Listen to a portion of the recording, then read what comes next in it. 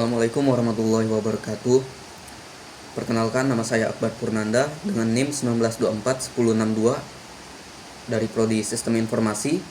Pada kesempatan kali ini, saya akan menjelaskan sedikit tentang protokol autentikasi dan manajemen kunci. Nah, apa sih itu protokol autentikasi? Jadi, protokol autentikasi adalah aturan atau mekanisme komunikasi yang digunakan untuk memverifikasi identitas suatu pihak sebelum diberikan akses ke sumber daya tertentu. Nah, pihak ini seperti pengguna, perangkat, ataupun sistem. Tujuannya agar hanya pihak yang sah yang bisa mengakses data atau sistem. Lalu fungsinya apa? Dia ada 3 fungsi. Yang pertama itu memastikan identitas pengguna atau sistem benar. Terus yang kedua itu mencegah akses tidak sah. Terus yang ketiga, menjaga integritas dan kerahasiaan data selama proses autentikasi. Selanjutnya, apa itu Kerberos? Nah, dalam protokol autentikasi, Kerberos itu jaringan yang menggunakan sistem tiket atau tiket base untuk memungkinkan dua pihak berkomunikasi secara aman di jaringan yang tidak aman. Kelebihannya, yang pertama itu tidak mengirim password melalui jaringan. Terus yang kedua, mendukung single sign-on, cukup login sekali. Dan yang ketiga itu aman karena menggunakan enkripsi simetris dan tiket yang terbatas waktu. Untuk kekurangannya apa? Nah, kekurangan dari Kerberos ini, yang pertama itu jika KDC rusak, seluruh sistem bisa terganggu. Terus yang kedua, sinkronasi waktu antar perangkat wajib akurat.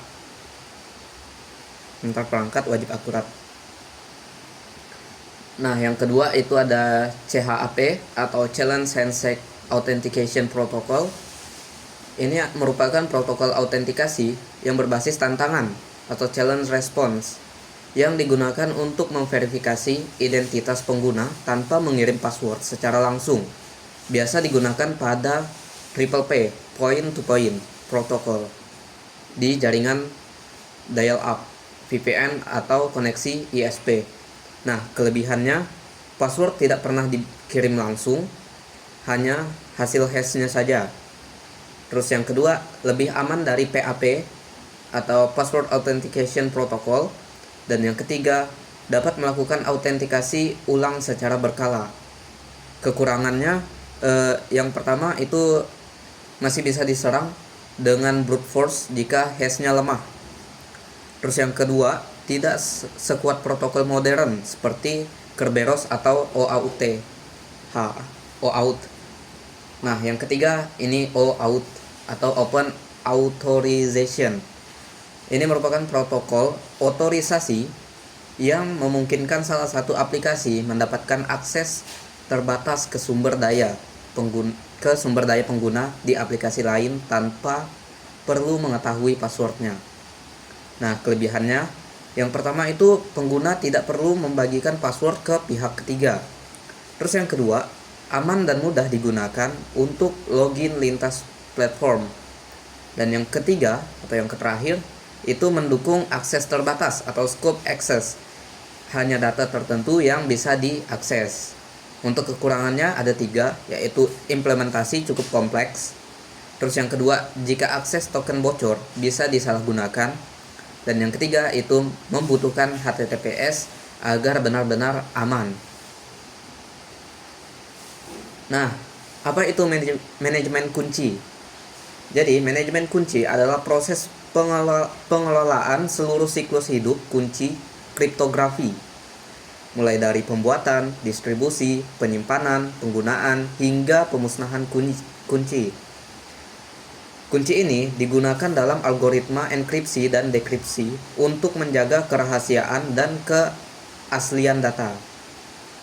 Dia ada 2 jenis kunci. Yang pertama itu kunci simetris dan yang kedua itu kunci asimetris. Nah, kunci simetris ini satu kunci digunakan untuk enkripsi dan dekripsi.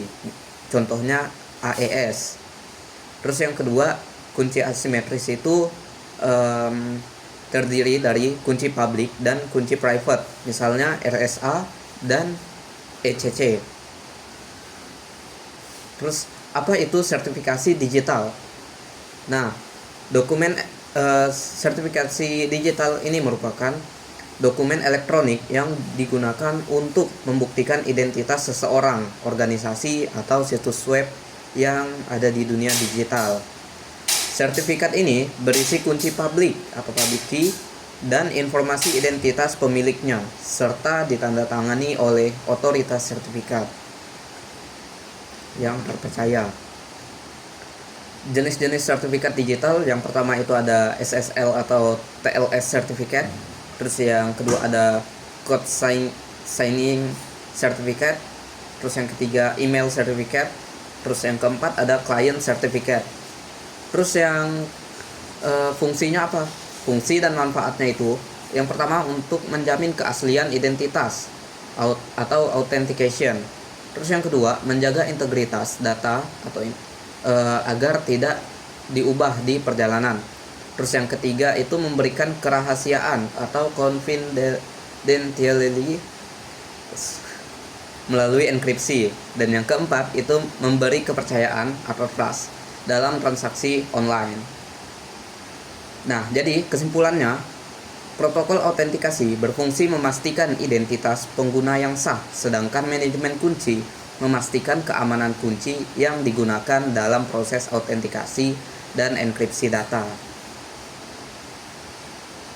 Nah, di sini saya juga ada membuat sebuah codingan yang berisikan dashboard, database, form login, form register, dan logoutnya.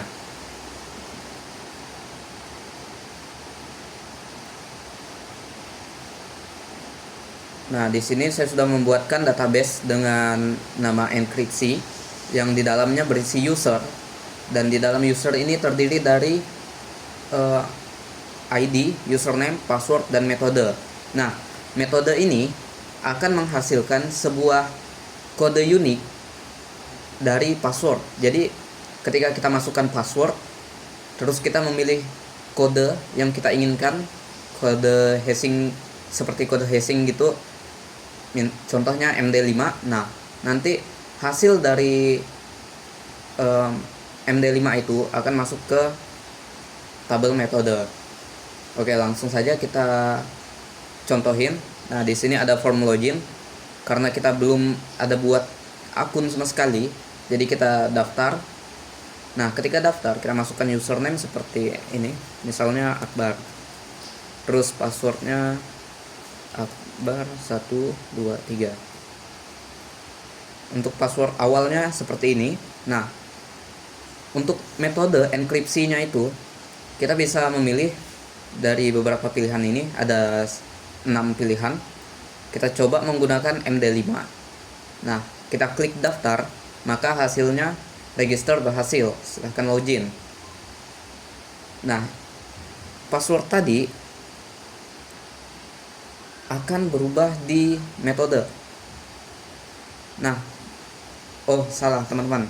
Jadi metode ini pilihan metode enkripsinya tadi, password kita yang awalnya Akbar 123 tadi berubah menjadi kode unik berdasarkan MD5-nya tadi.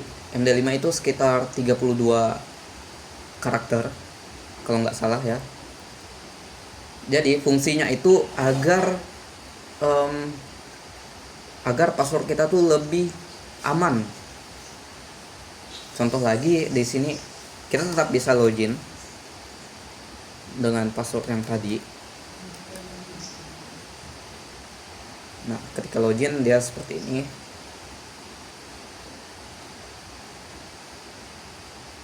Kita contohin lagi nih. Kita masuk ke form register. Di sini kita kasih nama Van.